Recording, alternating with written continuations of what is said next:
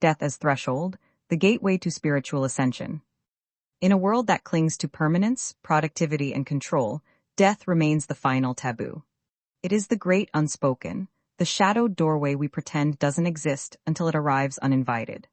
Our institutions sanitize it, our families fear it, and our cultures often treat it as a failure, a breakdown of the system, a loss of mastery, a disruption to the narrative of progress. Yet across mythic traditions, spiritual lineages, and the lived experiences of those who have brushed against its veil, death is not the end. It is the crossing, the undoing, the sacred rupture that precedes rebirth. What if death is not a termination, but a transmutation?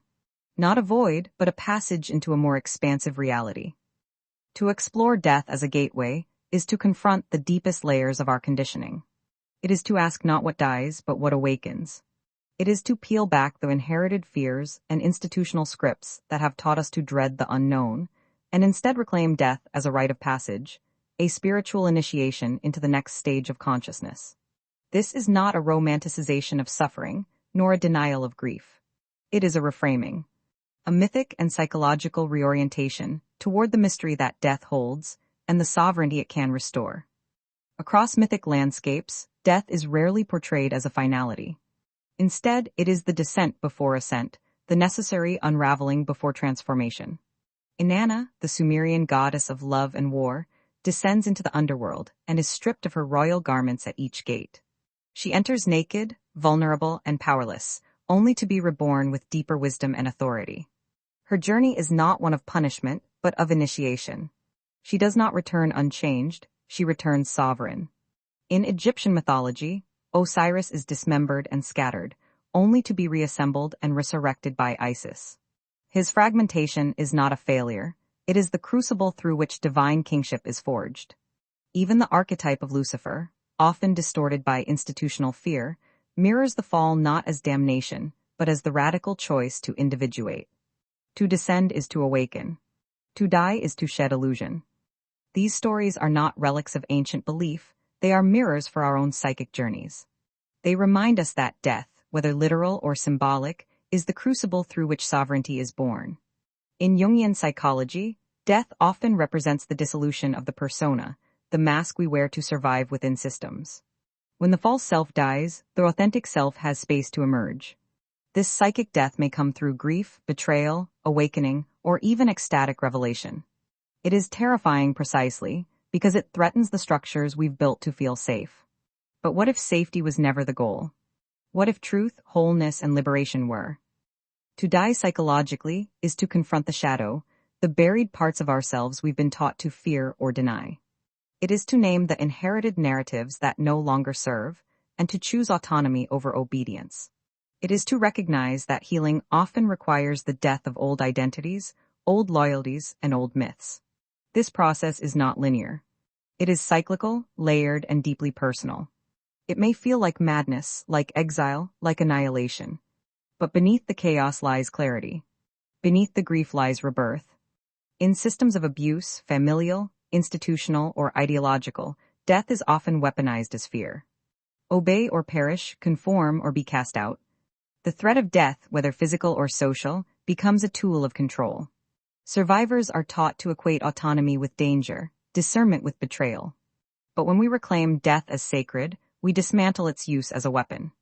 We begin to see that autonomy, even unto death, is the ultimate act of spiritual sovereignty. Those who confront death often emerge with radical clarity. They shed illusions, embrace authenticity, and live with a depth of presence that cannot be manufactured. Death, paradoxically, becomes the moment we become most fully alive. Beyond the psychological and mythic dimensions lies the question of consciousness itself. What happens after death?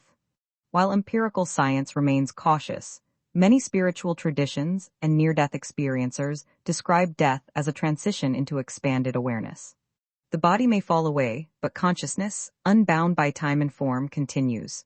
Tibetan Buddhism speaks of the bardo, an intermediate state where the soul navigates karmic imprints and chooses its next incarnation. Indigenous cosmologies often describe death as a return to the ancestors, the earth, or the stars.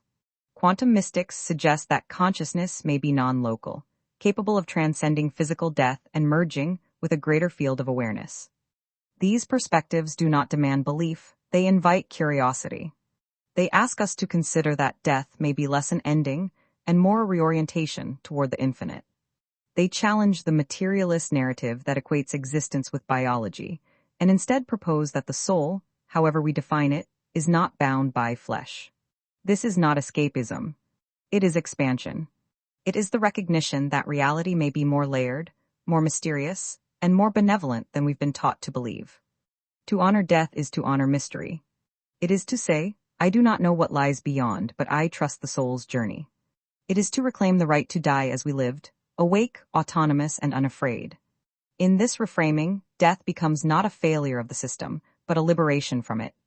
It becomes the moment we step beyond the scripts, the roles, and the inherited fears, and enter into a reality unbound by control. It becomes the sacred right to cross.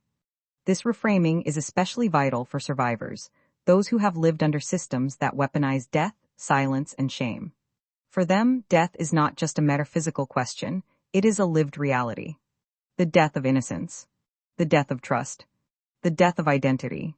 And yet, within these deaths lies the potential for rebirth. Survivors who name the patterns, reclaim their narratives, and choose autonomy over obedience are enacting a spiritual ascension that defies every institutional script. They are crossing thresholds not just of healing, but of awakening. They are building new mythologies rooted not in fear, but in love without control. This is the deeper invitation of death, not to escape, but to transform. Not to vanish, but to evolve. It is the invitation to shed what no longer serves, to confront what has been buried, and to choose truth over illusion.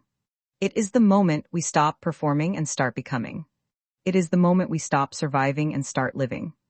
In this light, death becomes the ultimate teacher. It strips away the false, the inherited, the performative. It reveals what is essential, what is eternal, what is ours. It asks us to confront our attachments, our fears, and our illusions, and to choose sovereignty anyway.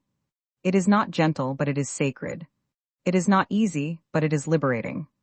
To walk toward death with open eyes is to reclaim our power. It is to say, I will not be controlled by fear. I will not be silenced by shame. I will not be defined by systems that do not honor my soul. I will cross this threshold with discernment, with autonomy, and with love. And perhaps on the other side, we will find not oblivion but expansion. Not silence but song. Not darkness but light. Perhaps death is not the end of the story, it is the turning of the page.